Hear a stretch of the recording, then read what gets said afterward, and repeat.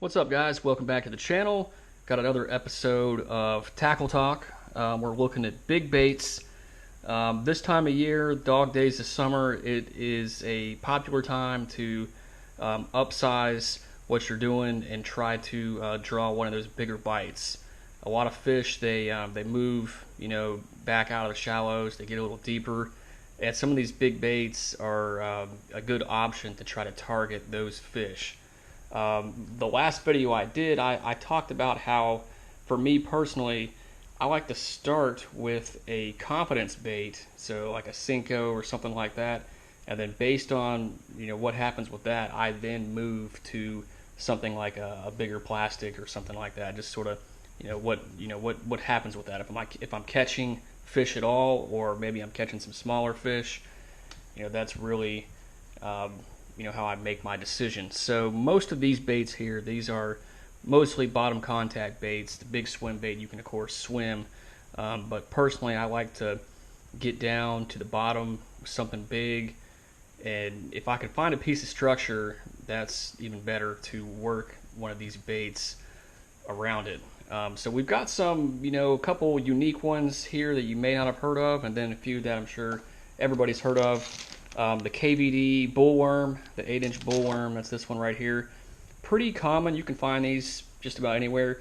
Just you can see next to the Cinco, just a larger profile worm. It's a little longer. It's a little big around. These are sort of flat on the bottom. Just a good one to start with to get into this sort of big bait game here.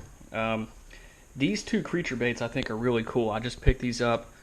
These are both by these Magnum baits. We've got the Mauler, that's the bigger of the two, and then we have the smaller, which is still a very good size bait. So these things are just like giant creature baits. You can tell with the body shape, the big claws, and these things are really cool. Those big claws there, that's going to move a lot of water when you start bringing that through, and the bait is just a thick, sort of heavy plastic when compared to your traditional. And I think this is a really cool design, something I think that more companies should try, because those creature baits can be really, really good.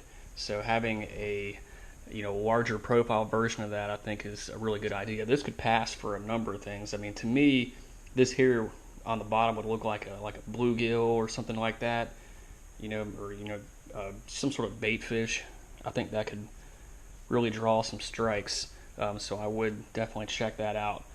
The colors are cool on these as well. I think it's pretty cool. As you can tell, there's a bunch of salt in these. So we've got the giant swim bait. This is a working class 0 battle shad.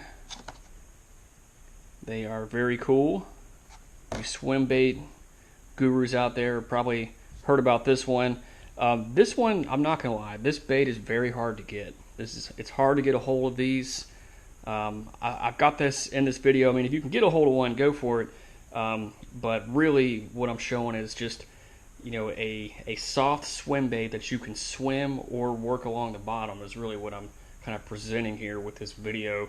It's got the area right there for you to put your gigantic beast hook. I've not rigged this one up yet. This thing, it's just a super high quality bait for a soft swim bait. Definitely a really good option. Look at that tail. This thing is gonna draw some attention working down there, and if your lake has big gizzard shad or anything like that, this would be a great option. You'll have to probably upsize your gear a little bit. I feel like some of these others you could probably get away with just, a sort of large jig and worm rod. You can throw those. For the big swim bait, you may need swim bait tackle to throw something like this. But definitely a good option. Again, for me, the fish, they move off, they get a little deeper. I try to find some structure near what I think is maybe the thermocline. Let's say the thermocline is 12 or 14 feet. I see the fish suspended there. I go to an area that's runs the same depth, so like a 14-foot area, Then I hunt around till I find a piece of structure, brush pile, tree, whatever. Then I take my big baits, I start working it around that piece of structure, and that's how I personally target them with big baits. That's why a lot of these baits are something that you would inch along the bottle. Even when I fish this big swim bait, yeah, it's a great swim bait and can draw strikes like that, but I personally like to let it get near the bottom and just kind of let it nose along the bottom as I bring it back. That's how I personally like to do it this time of year with a bait like this. You can also try like the large Kitex, and I think Strike King, I think they have like the Rage Swimmer now. There's some similar bigger swim baits that you can try the same technique that I'm talking about with this bait, because again, these are hard to find here. But anyway, those are some techniques I think you guys should definitely check out this time of year for upsizing. Again, I like to start with a confidence bait. That's just me, and then move on from it. That's kind of my preferred style before I get into the giant stuff. But anyway, hope this video has helped you guys out. Maybe you've seen some stuff here that you like. I really think that these giant creature baits are super cool. They would be my pick out of everything here if you want to try something new and work with it, because these, you can get these on Tackle Warehouse. They're not that hard to find, and they're just cool. They're just unique to have a creature bait that size. I think that's cool. That's a good thing to work with. So give that a try.